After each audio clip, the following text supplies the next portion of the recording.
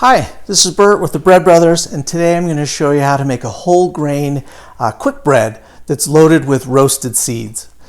It's protein packed, it's super nutritious and delicious, and your whole family is going to love it. So let's get started with the roasted seeds. I'm going to take 1/3 cup of sunflower seeds and add them to my dry skillet. These are raw and unsalted. I've got 3 tablespoons of flax seeds. Incidentally, these are 2 ingredients in Potter's porridge.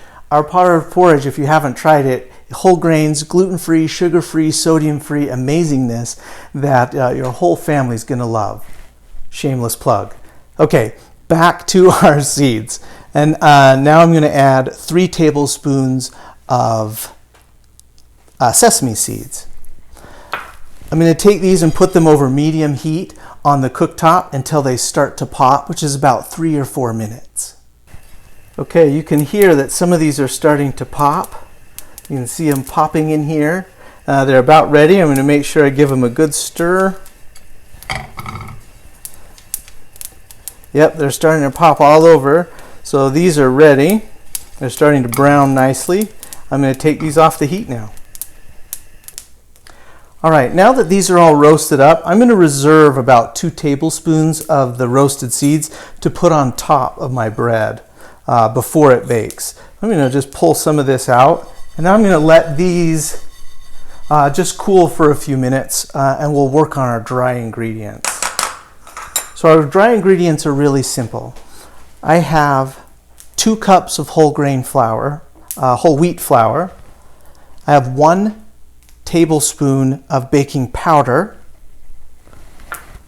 1/2 teaspoon of baking soda, and 1/2 teaspoon of salt. I'm going to whisk those together and get them well combined.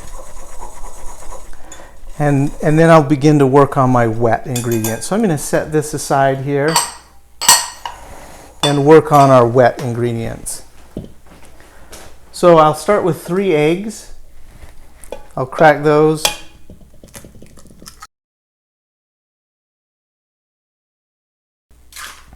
To the 3 eggs, I'm going to add a 1/2 cup of olive oil. You could use avocado oil if you wanted, but this is a really nutritious option to the vegetable oil.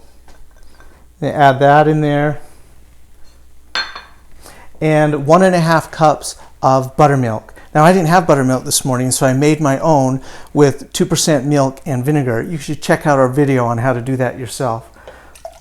I'm going to add these all together and whisk them up really well. So you want to make sure that those eggs and everything are fully combined. To this, I'm going to add 1 cup of rolled oats and 2 tablespoons of honey.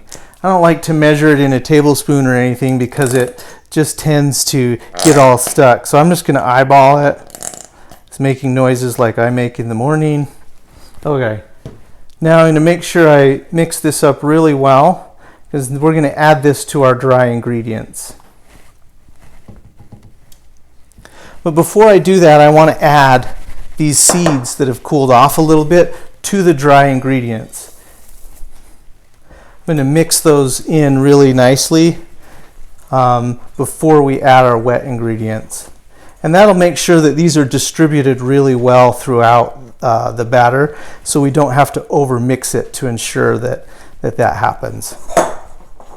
So our seeds are well incorporated into the flour, and now I'll add my wet ingredients. Make sure you get all the goodness out of there into the bowl. I'm just going to mix this together. I don't want to over mix it, just until it's fully combined.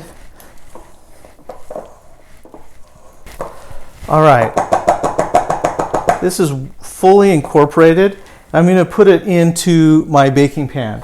Now, you can either use one 5x9 pan. Make sure you coat it with cooking spray. But today I've decided to split it up into 2 pans. These are about 4x7 They cook a little bit faster, and we can eat one while it's still warm and then put one aside or share it with a friend. So this is ready to put in these. I'm going to just split it between the two.